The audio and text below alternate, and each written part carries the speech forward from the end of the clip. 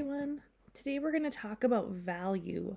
This is one of my favorite things to talk about in drawing because using value is really how you are going to make your drawings start to look very realistic, which is often the goal of most students as they start to learn more about how to draw. So, value is the lightness or darkness of an object. Generally, the more range and value, the more realistic or three-dimensional the object looks. For example, when we look at this circle, it's colored in one shade of gray. It looks very flat. It looks like a polka dot.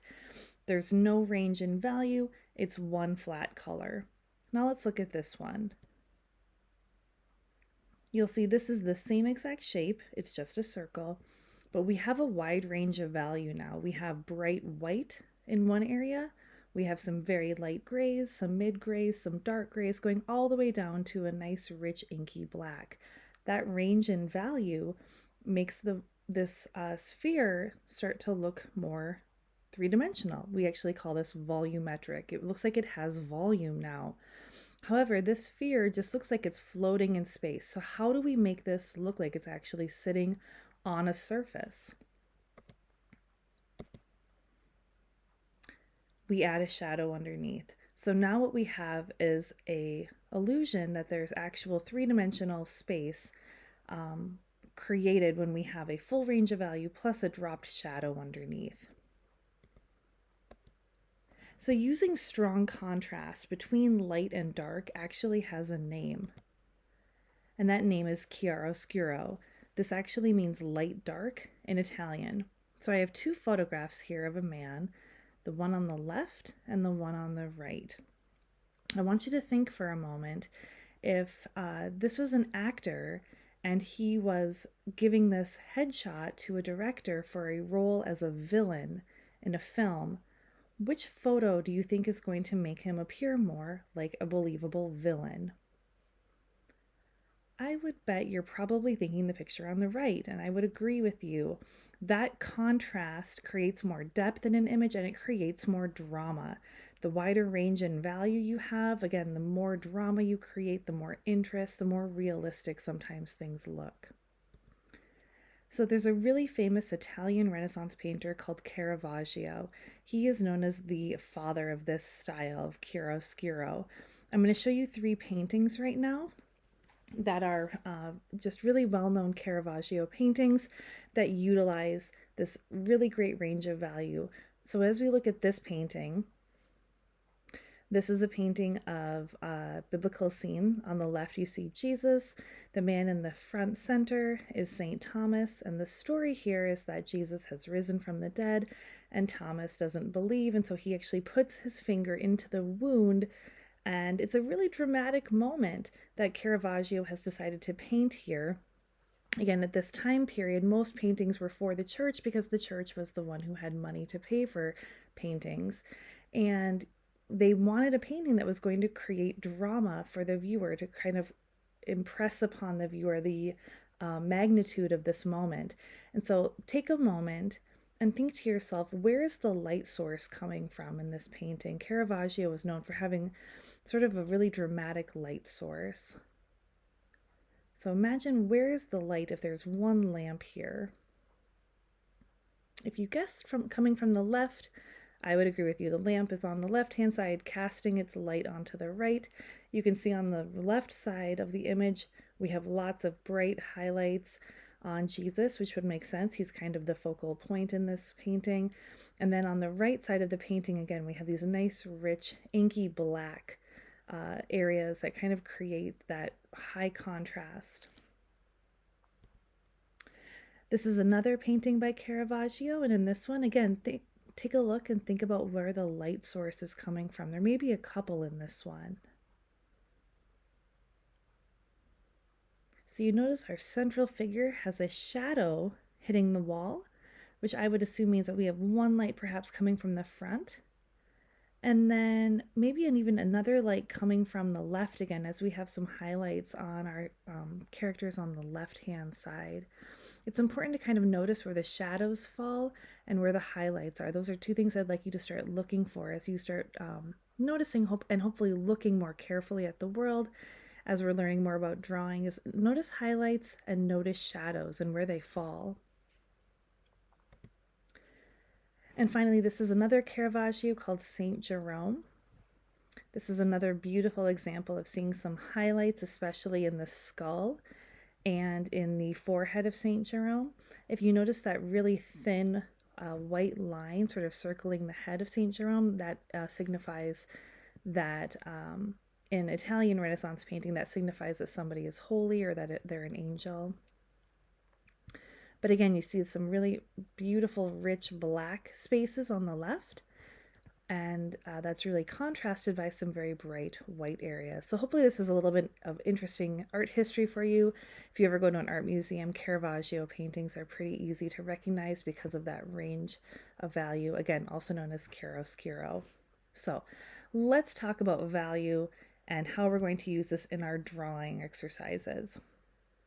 I wanted to include this photograph because this is a photo of a typical kit for somebody who's doing a drawing, and you might be surprised at the number of pencils you see. Many students don't realize that there are lots of different types of pencils, and when artists are creating graphite drawings, they typically use multiple drawing pencils. We'll talk about that in a moment. So this is the pencil grade scale for all of the different types of drawing pencils. You'll notice right in the center of this scale, you'll see an HB or a number 2.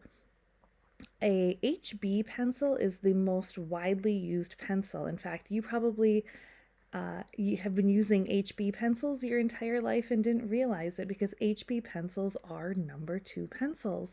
In fact, if you look at your Ticonderoga pencil, that yellow pencil in your art kit, you'll notice where it says number 2, there's also an HB on there.